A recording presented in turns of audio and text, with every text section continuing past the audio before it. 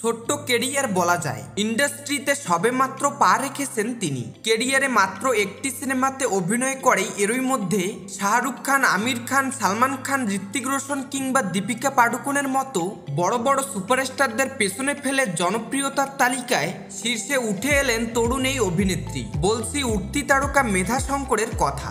গত বছরের অক্টোবরে মুক্তিপ্রাপ্ত সুপারহিট সিনেমা 12th ফেল-এর পার্শ্ব চরিত্রের অভিনেত্রী তিনি।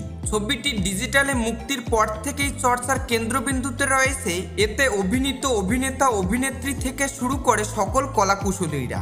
এরই মধ্যে দর্শকদের মন জয় করেছে বিক্রান্ত মেসি এবং মেধা শঙ্কর অভিনীত এই সিনেমা। নিউজ 18-এর প্রতিবেদনে জানিয়েছে ইন্টারনেট মুভি ডেটাওয়েজের জানুয়ারি প্রকাশিত জনপ্রিয় সেলিব্রিটিদের তালিকায় রয়েছে মেধা শঙ্করের নাম।